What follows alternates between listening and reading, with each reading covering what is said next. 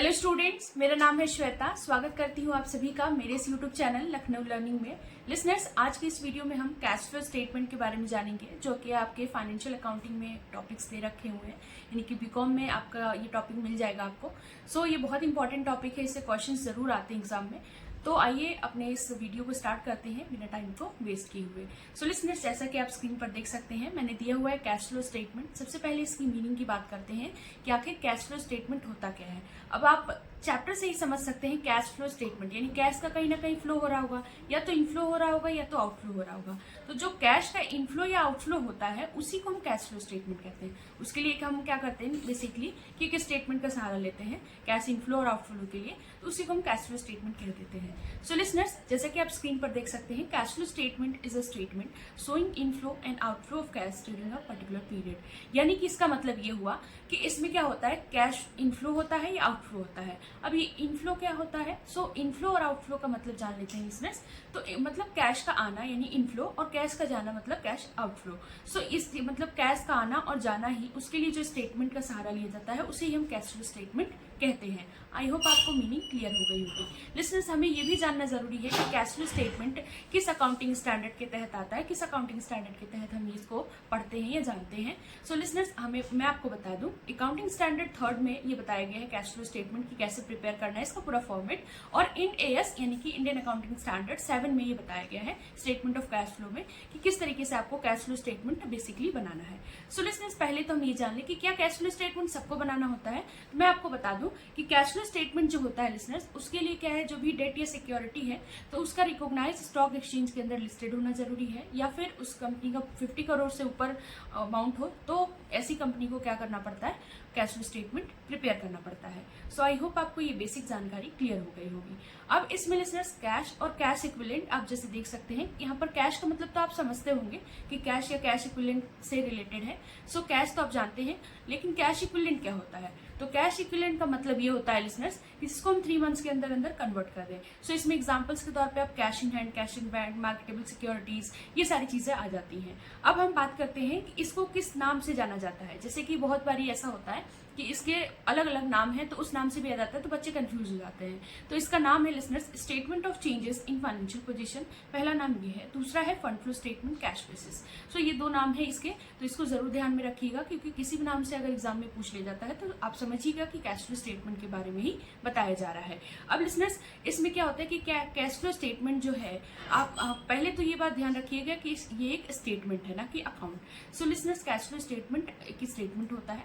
दूसरी, अब नेक्स्ट हम अपने टॉपिक पे बढ़ते हैं। जो नेक्स्ट हमारा टॉपिक है वो है ऑब्जेक्टिव्स और कह सकते हैं आप uses of cash flow statement, यानी कि क्या इसके यूजेस होते हैं, ऑब्जेक्ट्स क्या होते हैं कैश फ्लो स्टेटमेंट के, तो उसके बारे में हम एक एक करके जानेंगे। सो सबसे पहला है useful for short term financial planning, यानी कि कैश फ्लो स्टेटमेंट जो होता है लिसनर्स, वो शॉर्ट टर्म फाइनेंशियल प्लानिंग के लिए बहुत ही यूजफुल होता है।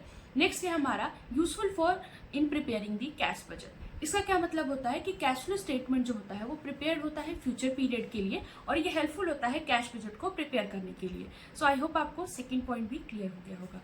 नेक्स्ट पॉइंट है listeners comparison with the cash budget. इसका क्या मतलब है कि कैश बजट हमको पता है कि प्रिपेयर होता है स्टार्टिंग में यानी कमेंसमेंट ऑफ द ईयर में, और कैश फ्लो स्टेटमेंट जो होता है वो end of the year prepare होता है।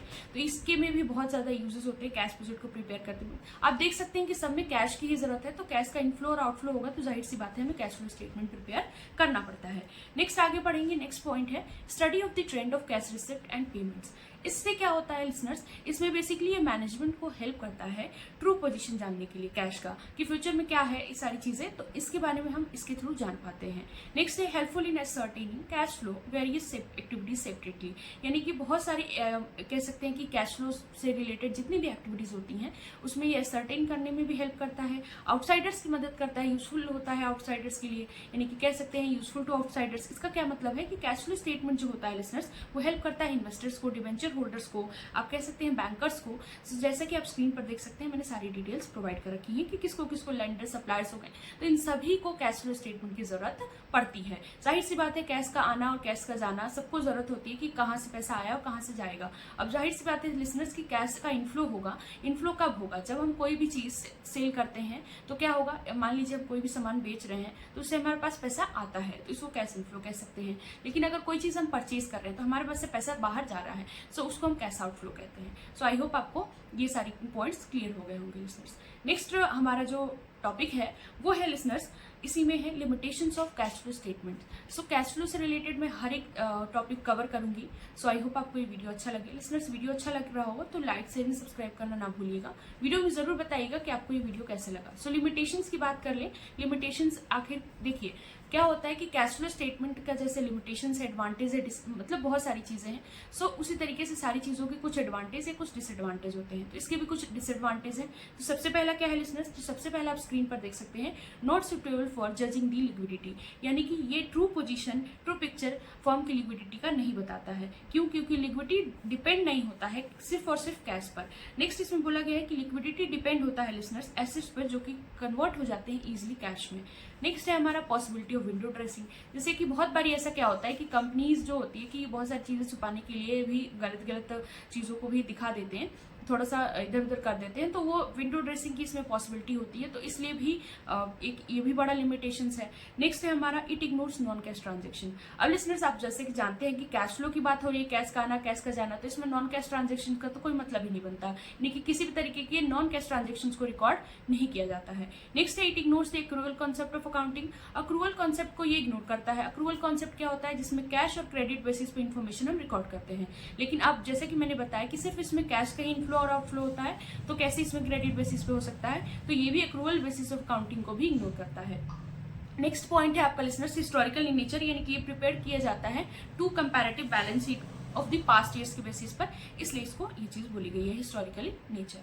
नेक्स्ट है, नेक्स्ट पॉइंट की बात करें इसी में, सो लिसनर्स जैसे कि बहुत सारे पॉइंट्स हैं, not suitable for income statement, income statement के लिए भी सुटेबल नहीं होता है। सो आई होप आपको मेरा ये वीडियो अच्छा लगा हो। लिसनर्स वीडियो अच्छा लगी हो तो लाइक शेयर सब्सक्राइब करना ना भूलिएगा। Thanks for watching.